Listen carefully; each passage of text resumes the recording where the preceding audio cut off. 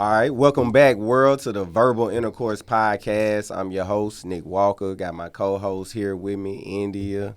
Shout out to my country cousin who in the building today. I'm so thankful to have this brother in. He's one of my favorite people in the city of Jackson. Shout out to Thank you, Kemar man. Kane, man. He Hey, special brother over there, man. How you thank you, feeling? man. Blessed by the best, bro. No stress. Happy to be here. Verbal intercourse. It's our second run back. First time I had hair. Now, I got a little. Hey, I'm rocking You the know what I'm ball too, saying? so hey. Shout out to the Hey, Baldies. hey, Okay. the common sense DMX niggas Come in the on, world. let's go. Right now. Shout out to Common, my third favorite MC, for real, for real. Okay. Don't sleep on my boy. Oh yeah, no doubt. How you feeling, India? I'm feeling good. I'm glad to be back in the building. Let's go. Hey, Yes. dope. Hey, today we got a dope topic. We talking about mental health. It is June. If first off, it's cancer season. Yeah. Hey, so shout out to me. Birthday June 30th, cancer season. We up, we in the building. But also, it is Men's Mental Health Awareness Month, and that's very important, especially for Black men, For sure. because we struggling out here, we dealing with a lot, and also we are being more susceptible to mental illness. Some of our teenagers have the highest rates of suicide in our teenagers, For sure. and issues to that nature. We dealing with anxiety, depression. So we're gonna talk a little bit about that today. Shout out to India, man. She's finishing up school. She's gonna be a mental health therapist. Yes. And it's really beautiful that she on the platform, especially today, because she gonna get to kind of show off her skills Hey. and kind of give us insight, as well as me and this brother Kemar, how we feeling. Yes, I'm glad to be able to be here in this seat to do that. Yeah, Yeah, man. and shout out to me. I'm 10 weeks away. Let's go. 10 weeks away. Yes, go. 10 weeks away from walking that stage. We popping bottles. Oh, we might as well. Clico. You know what I'm Okay. Clico. Okay. It's a celebration. But yeah, Okay. so let's get right on into it.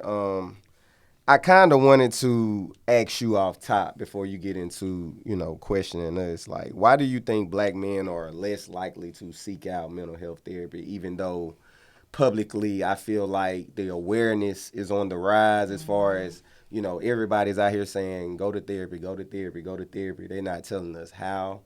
They're not telling us really why we need to go. So talk to me a little Absolutely. bit about why you think Black men aren't going as much. So I think Black men are less likely to go to therapy because, but let me backtrack and say I do give credence to the fact that it's being more advertised and saying that Black people need to heal and Black men need to go to therapy. But again, that is the biggest thing. We don't know why we need to go because there's lack of knowledge as to why we actually need to go and sit on a couch, on a therapist's couch. There's also the fear of being fragile.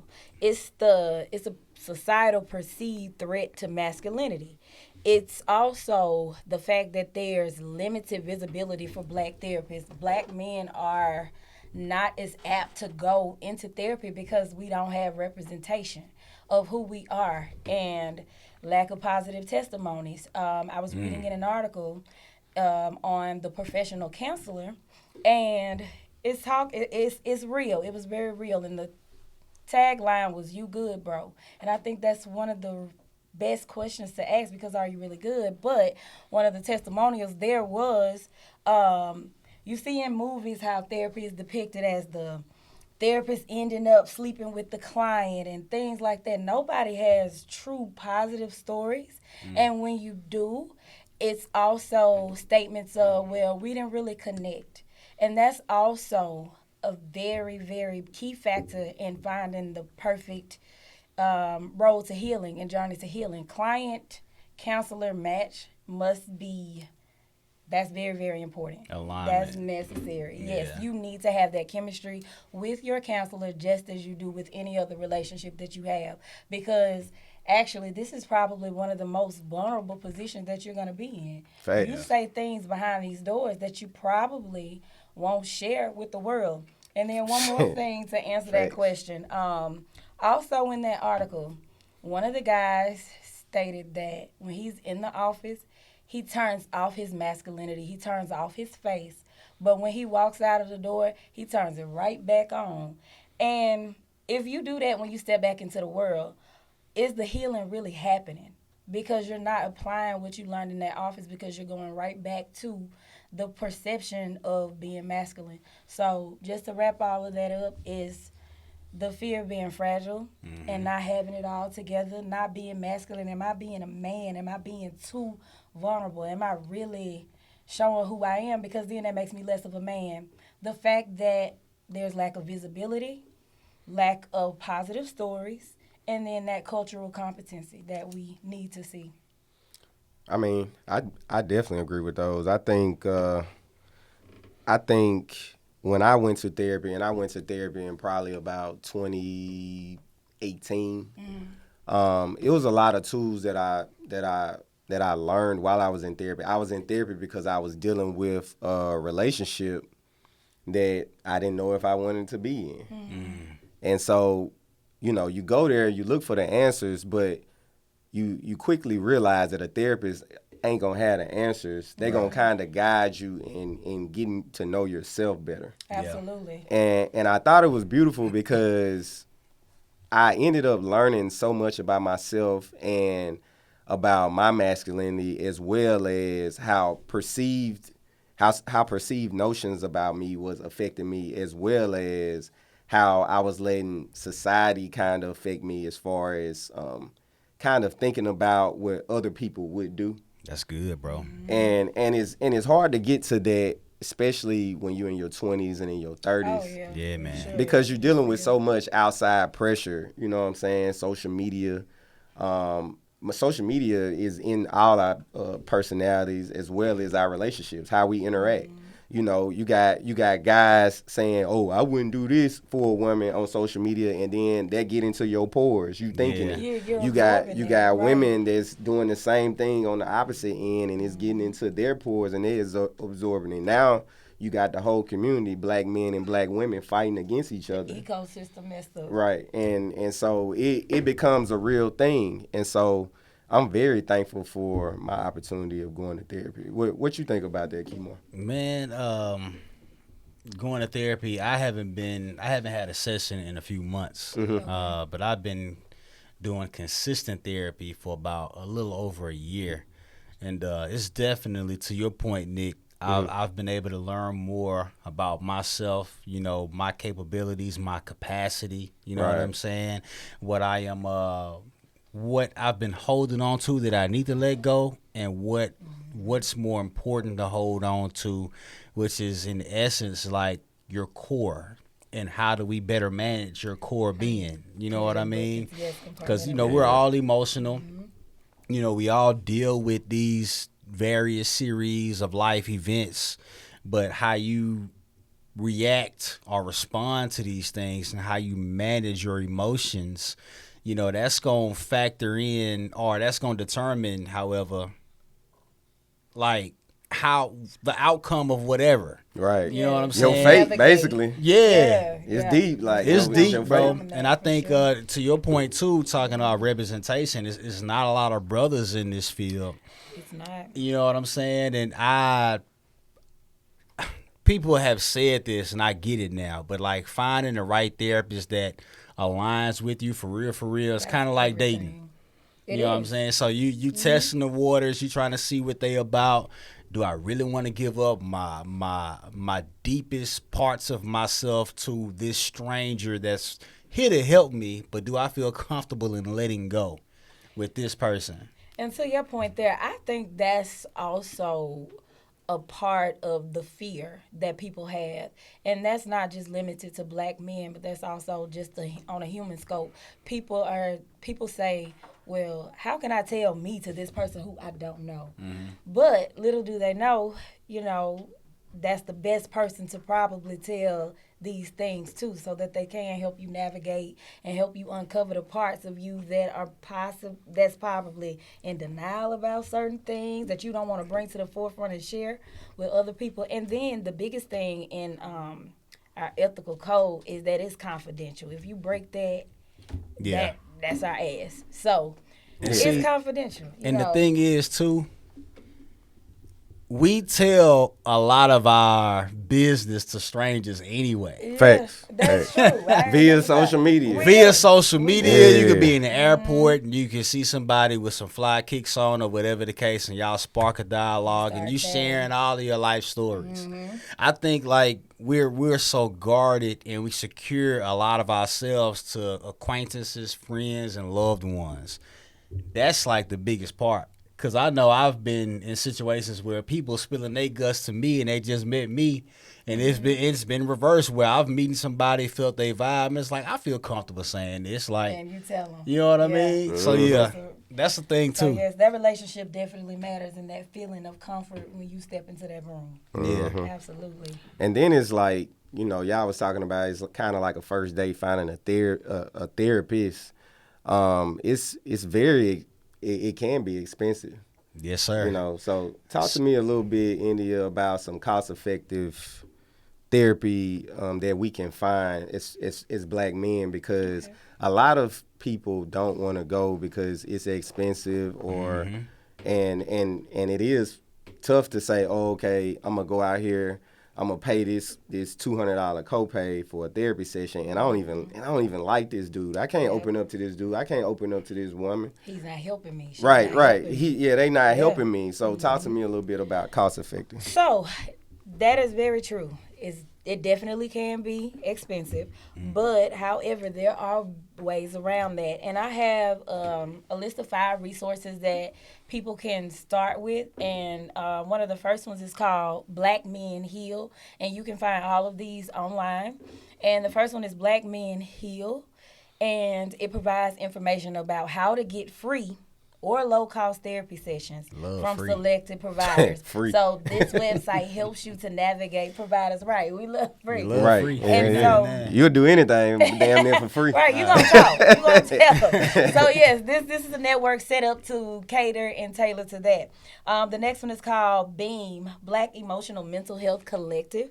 And that also provides a directory of black therapists and certified telehealth therapy sessions. So, telehealth, if people don't know, that's basically like a Zoom, but not a Zoom.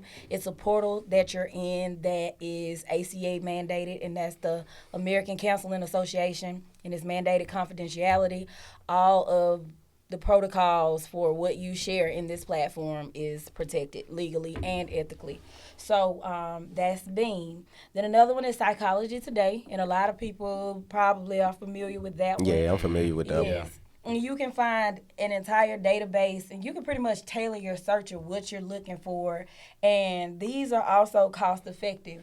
They show all of the information. The therapist provides a bio, and it tells about their sliding scales, what insurances they take, co-pays, prices, all of that, and they're flexible in that. So the good thing about that is that you can tailor your search to what your particular needs are.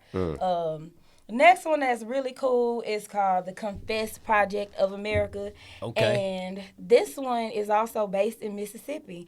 Okay. And it basically, and it's nationwide, but their services are growing here as well. And basically, it helps people who are on the front line, like barbers and beauticians, and they give them courses to kind of become a steward of mental health, because that's in our community anyway. We love to Right. get our hair done. We love to look good. If we don't do nothing else, we go into the barbershop and we Yeah. going to get them braids, right, ladies? So they do your hair and Yes, provide. they can. That's dope. Soothe That is you. fire. Yes, and so this is a platform that tailors to that or caters to that, and that's called the Confess Project.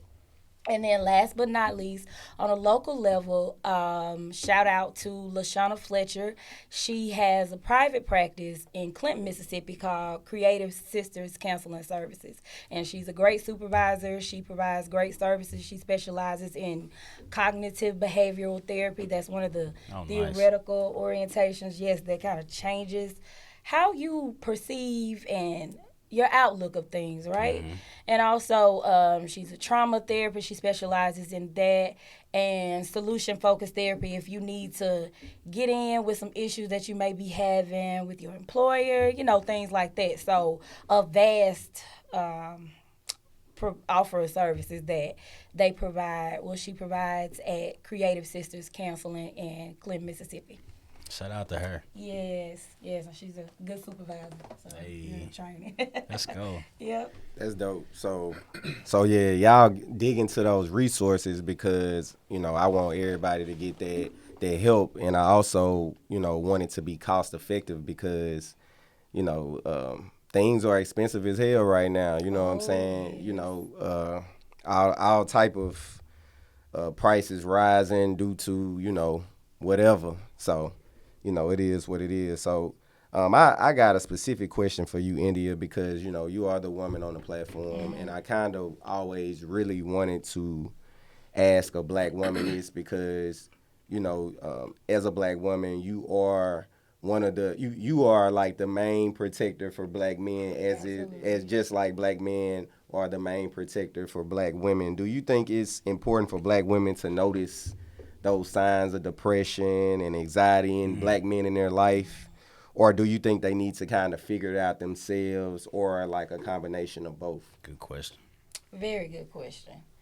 I think as black women and black sisters, and not even limited to a relationship or that level of intimacy, Right. I do think it's our duty as just humans and brothers and sisters to notice the signs of depression and anxiety in our black men that's around us. And I also think it's a combination because even if I notice it, I still need you to do the work to get yourself to a better place. But I'm gonna cover you and I'm gonna protect you. So yes, as a woman, I think it's my job to point that out.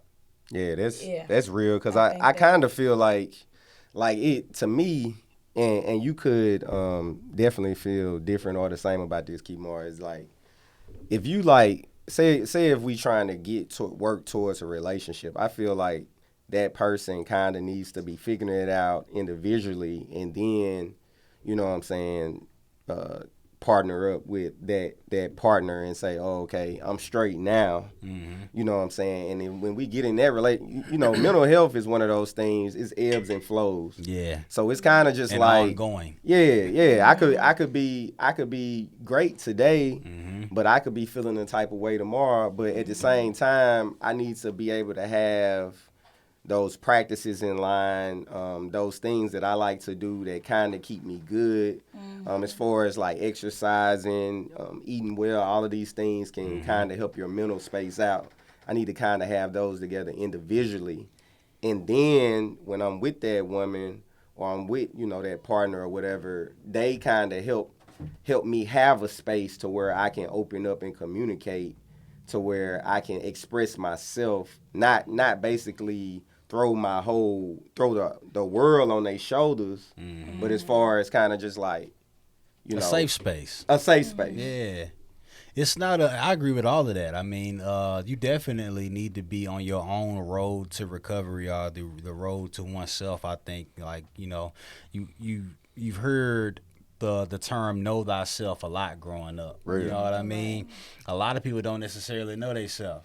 So through different activities, through the foods that we eat, all that is like learning yourself too. And I think the beautiful part, even with diet and exercise, like you get new cells ever so often.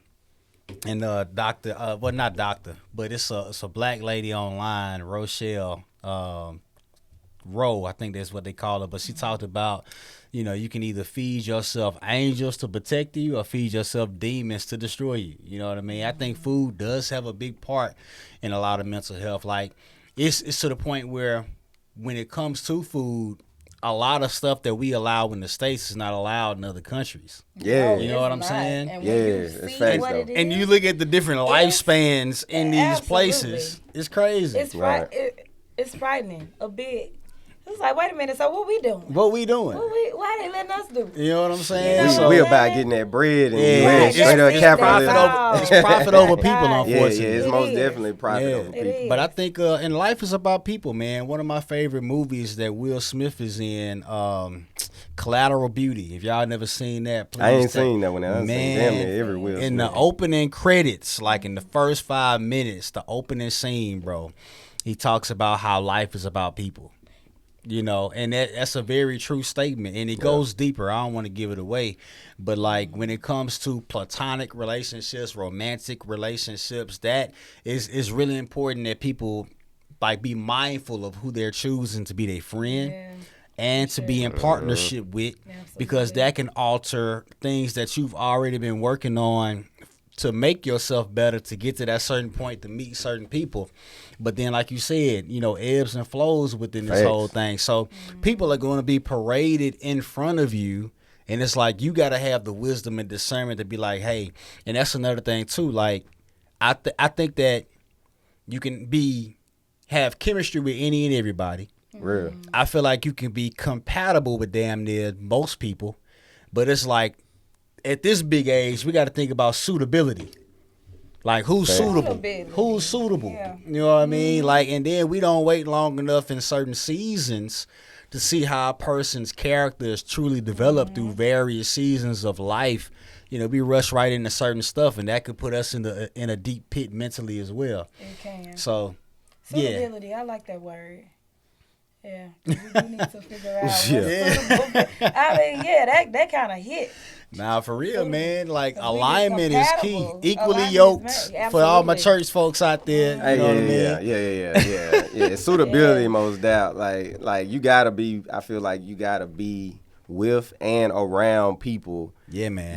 that not only you vibe with, but it's a healthy space. You Yes, can man. try. Yeah. Yeah, it has to be. That's why I said not just limited to relationships, but the people in your tribe. You do have to recognize it. That's just how we get better. Yeah. That's just how we grow.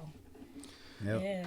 Like when did? Okay. Well, I got a question for Kimara. When did you first realize, like as a man, that you couldn't show every emotion that you felt? When I was damn near sharing every emotion that I felt. I like for real. Like I was a person at one point that it had my feelings on my sleeve, not to the point where I'm just crashing out over any and everything, but I was very vocal, and you know, I know that if I'm sharing, that'll leave room for somebody to feel comfortable enough to share with me as well. Yeah. Because I think people, they lead or they follow by example or whatever the case. So it's like at one point I was wearing my feelings on my sleeve. At one point I was sharing a little bit too much.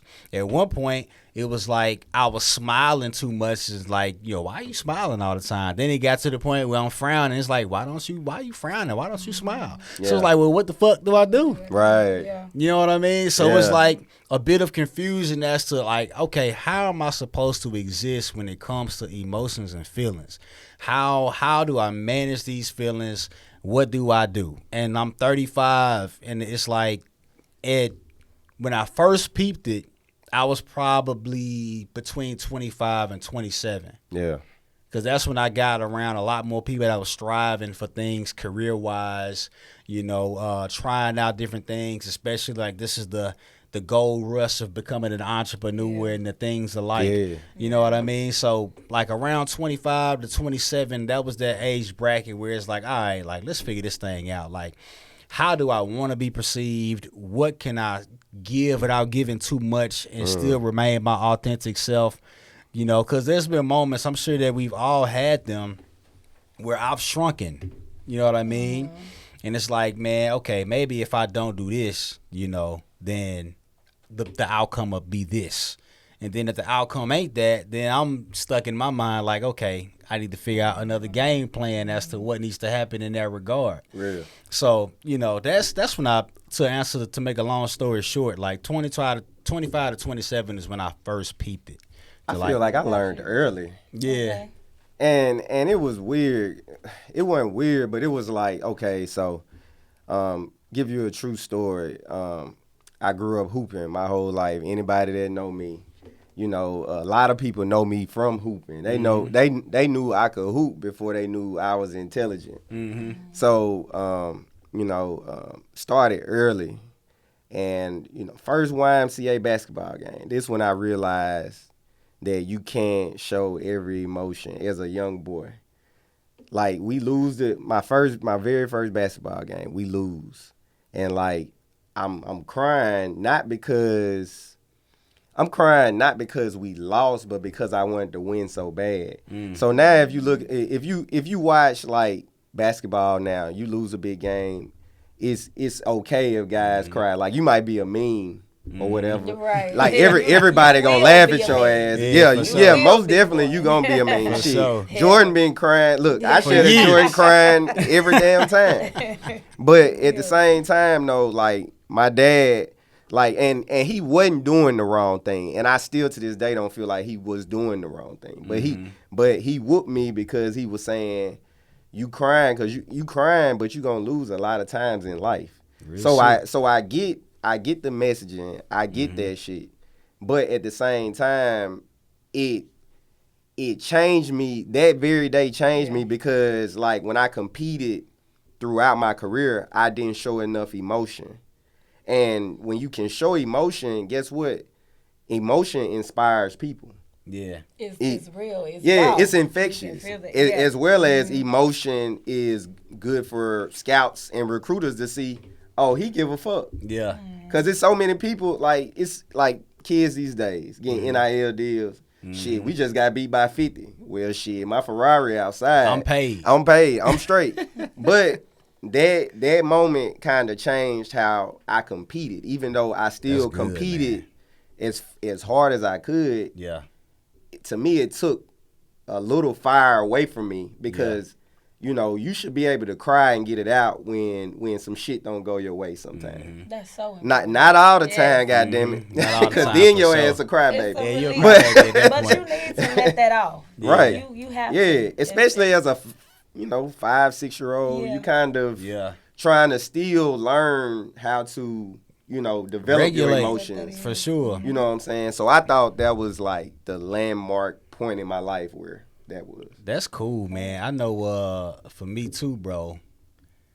I'm a very nonchalant person. I can be either very like hyper or I can be very much I don't give a fuck. It's one of the two. It's no gray area. And I think me becoming nonchalant was defense from Right. my childhood. I didn't have shout out to your father, man, for giving you that rearing in how to regulate your emotions and you're like, yo, you're gonna lose quite a bit in life in general, not just this game. I ain't necessarily had like I bumped my head quite a bit. Shout out to my mother, love of the life. And she did everything that she was supposed to do and more. But it's like certain things I wish I did get as a child, referring to emotional and other experiences as well. Sometimes I had like considered myself a late bloomer, like learning about emotions and how to regulate, because certain things that I seen in childhood made me angry. And it's like people may not believe because I am, a mellow, chill kind of guy. Right. But like I dealt with a lot of anger issues growing up between like 8 and 12. You know what I mean? That I still channel like that 10 and 11-year-old boy, because those 2 years more specifically I seen a lot. And it still kind of haunts me for real to this day. So it's like me being nonchalant is kind of like a protection. To protect them. Oh, for sure. So it's like, let me just, be cool. So with that being said, then that makes me want to ask the question, just basically how you navigate that space, right? Mm-hmm. So do you guys ever feel the pressure to be everything to everybody and to the people that you love? And what does that cost you sometimes? I think internally you feel the pressure. Internally, you feel the pressure because it's like, I have a son, Kimora has a daughter, and they probably both the same age. Yeah, I believe so. Yeah. Mine just turned 2. Right. I got a wife, and, it's, you think about, can I hold it down? Like, if shit hit the fan, are you going to be able to be that person that your wife and your child can lean on? Like financially, spiritually, mentally, physically, all that shit. Mm-hmm. You know what I'm saying? Nigga bust up in your crib, you gotta grab the strap. You gotta be the one. You might be scared yourself. Yeah. You gonna be scared yourself, but you gotta activate fast. So, you know what I'm saying? Yeah. So shit, the air conditioner went out. God damn it. It's you. It's Handyman. Me. It's me. You know what I'm saying? Dick, who you calling? Shit, my son cussing at school. Yeah. It's me. You know what I'm They saying? call me. So Yeah. internally you feel it, but on the external, the support system, everybody don't have it, and I got a great support system. Shout out to the So support system. I can't sit here and burden, you know what I'm saying? Oh, I gotta have all this shit on my back when I got Yeah. a great support system to be like, Nick, if you ain't got that, I got you right here, or I can watch him for a little bit, or you know what I'm saying, or she say, oh, I'll take care of that, or you know, that shit matters. You know what I'm Matters. saying? Lean on the support system. But especially. Yeah. internally, Very important. consciously, all men are tough on all real men tough on themselves. They For like sure. shit. Yeah. I gotta make this shit happen. Yeah. Yeah. I know pressure is real, man. And that's honestly been something that's been on my mind for the past month. I ain't gonna lie to you. Like Every day. Man, every day. Yeah. Like the pressure is real, you know, just trying to figure it out. I know for myself, I'm not where I wanna be. Like I'm taken care of, I make some decent money, but I'm not where I wanna be career wise. I'm not fulfilled like completely. And so it's still like figuring out that, you know, how am I going to navigate this? How am I going to do this? You know what I mean? How can I be more present? How can I, like, all of these questions come up in my head. And it's, you know, even with my little girl, it's like trying not to raise her out of fear and lean more towards raising her out of love, because I didn't quite have the father-son relationship that I had always desired.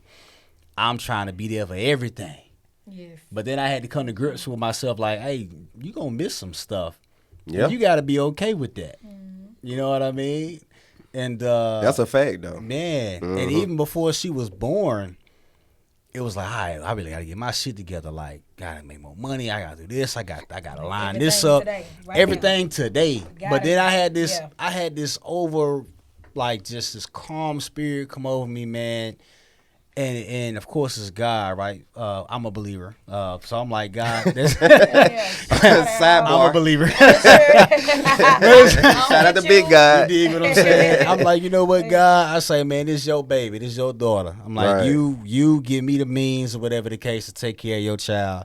And that has since helped lighten the load in a sense. But the pressures are still there, you know, because you make sure you're doing stuff right. But right is subjective. It's contingent upon subjective. whomever. You know, there's no one that size looks fits like all for you. for a father or for a man in general. It looks different. So, yeah.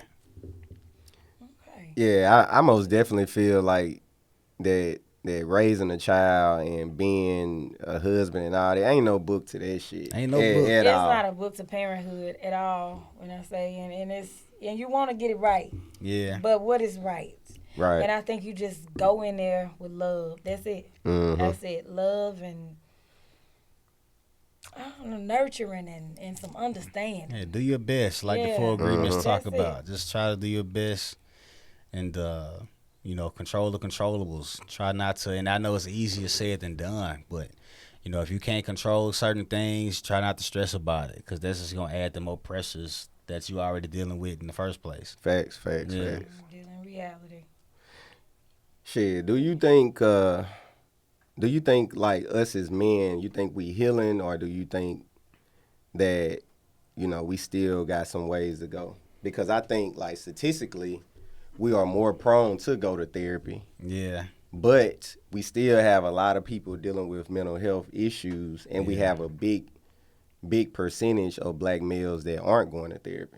All right, just like the one who said, Yeah. I go in the room and Yeah. I'm here, I'm vulnerable, I'm showing you, I'm taking out my cool, like Andre 3000 said. Yeah, for sure. Baby, take off your that's my shit.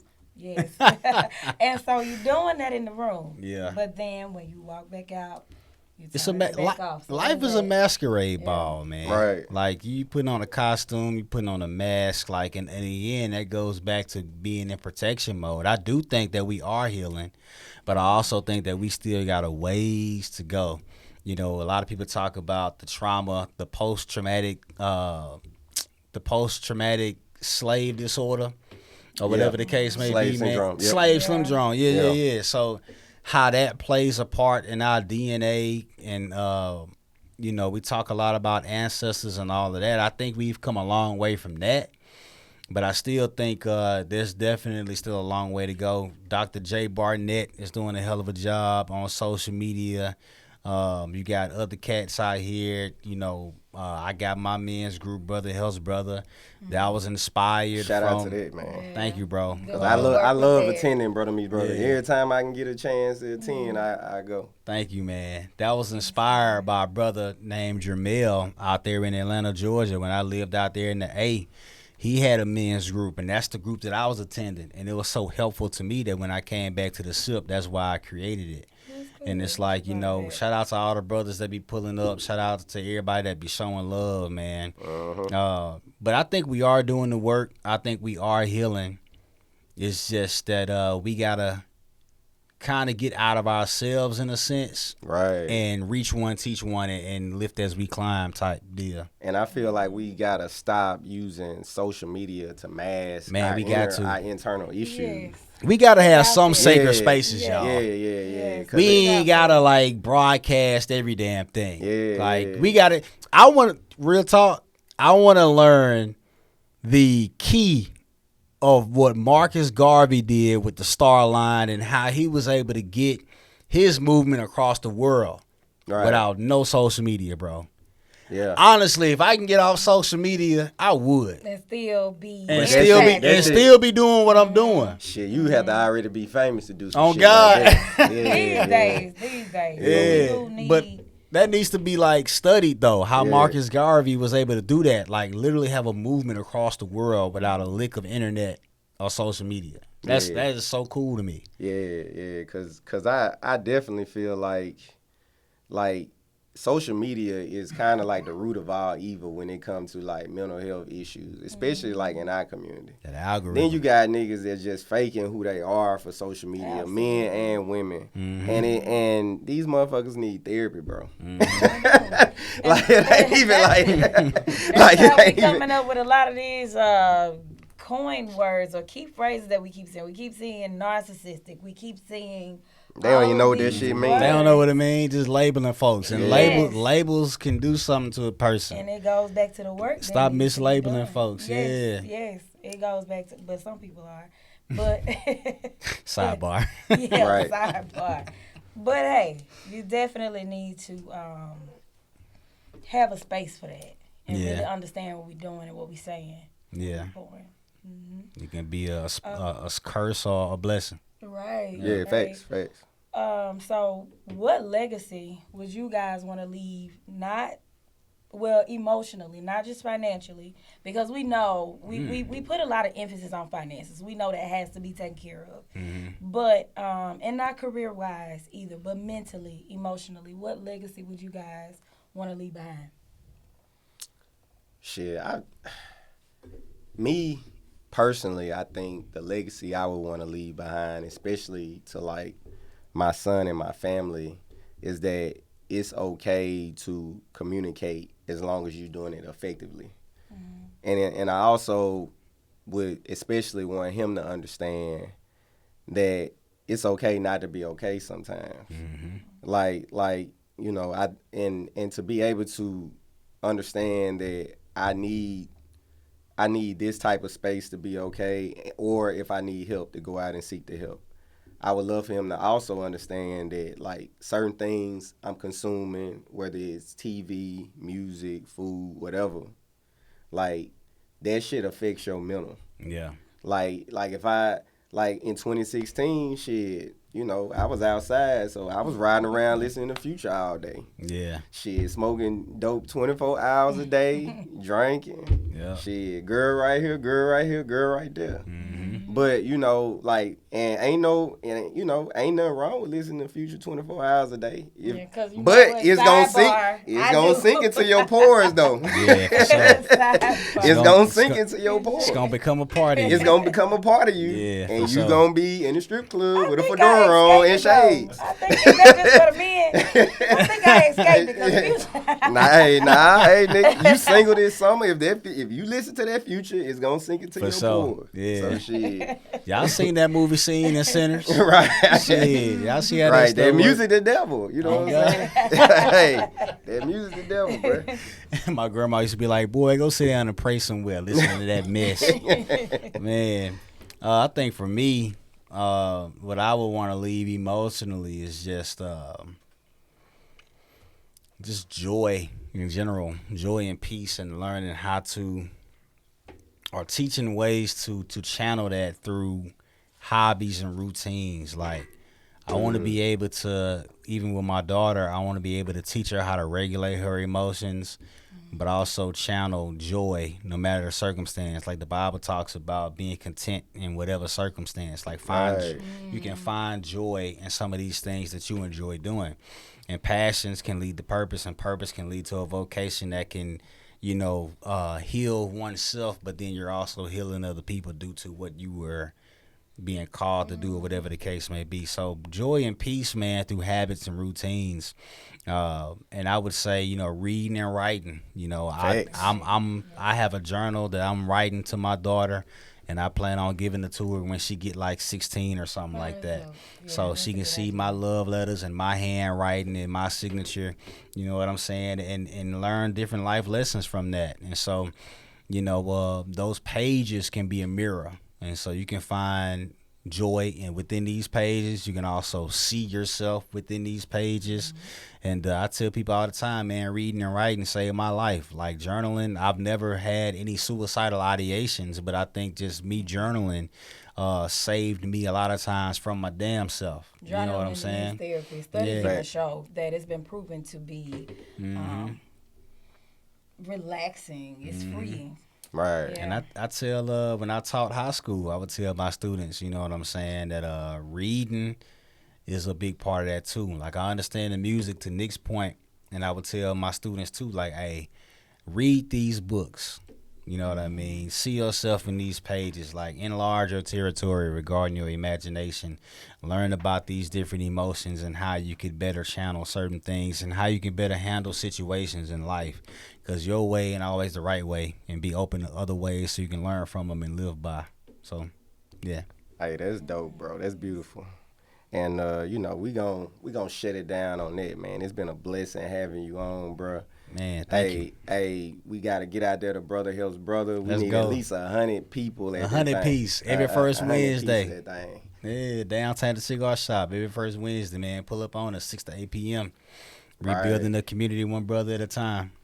Hey, and we out, man. If y'all been enjoying the podcast, subscribe below. Peace. We out. We out. You're